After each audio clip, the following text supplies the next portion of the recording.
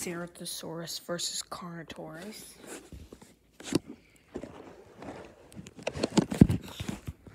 Today, we will be talking about one of the most vicious dinosaurs to ever walk the earth, but they are kind of small.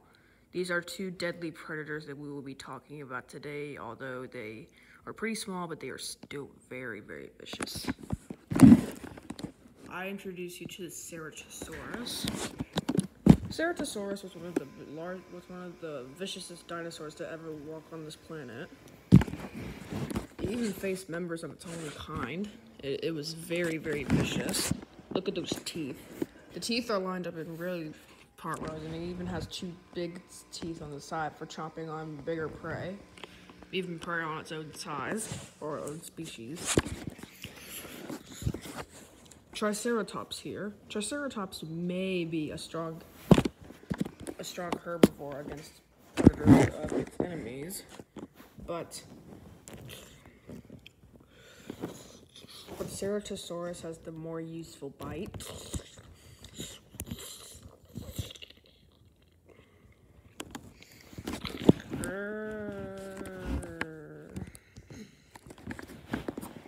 Yep, right there, the Triceratops loses to the Ceratosaurus.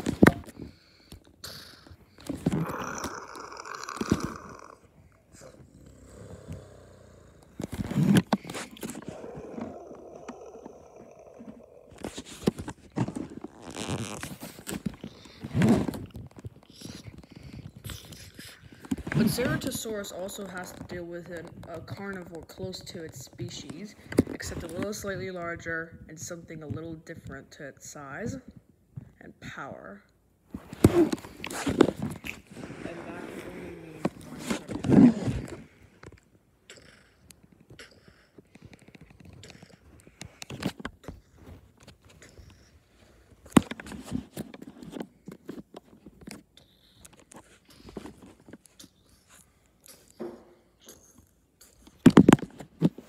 Carnotaurus. Carnotaurus was very vicious, similar to the Ceratosaurus, except it had horns on its head. Paleontologists confirmed this by finding out that they only weighed less, probably a little less than a ton.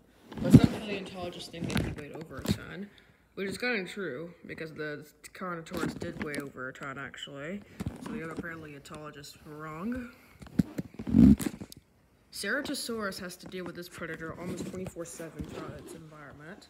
These two deadly killers are pretty much gonna meet someday, or possibly right now in this photo.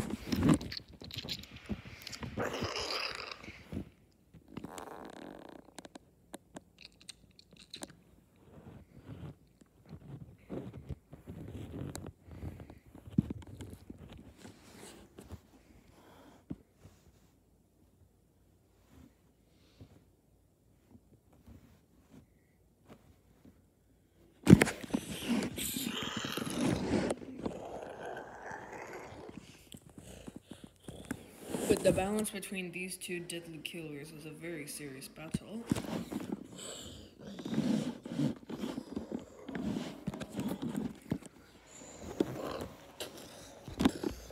Ceratosaurus has a very strong headbutt in common, but the Carnotaurus fights back with a tail swap. It's obvious that it used its horns against its own species of its kind. Just like the Ceratosaurus, except the Ceratosaurus did not have horns. Carnotaurus may be vicious to Ceratosaurus, but Ceratosaurus has a more youthful bite. But Carnotaurus has size and power against the Ceratosaurus.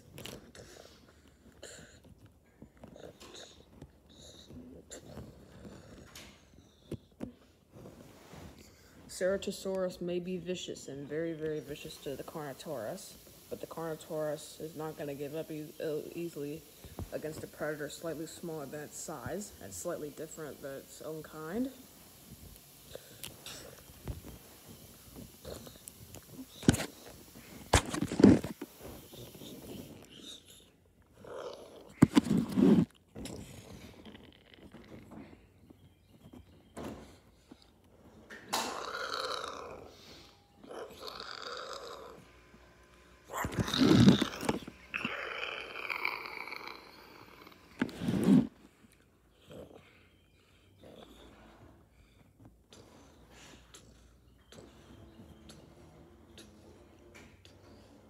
In the end, Ceratosaurus ends up losing to Carnotaurus.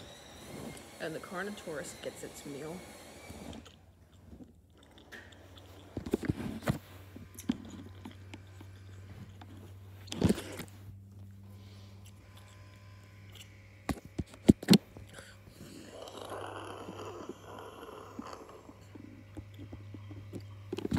But the balance between these two deadly killers is a very serious problem. Because maybe 95 to 96 million years ago, the climate changed against them.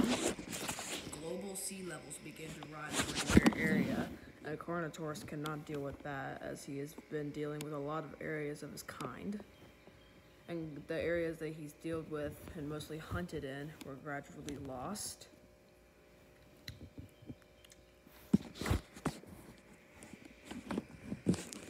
Later paleontologists found, probably somewhere in 1936 or whatever, back in the 1900s, paleontologists found a dinosaur skeleton, and they found out that it was a Ceratosaurus.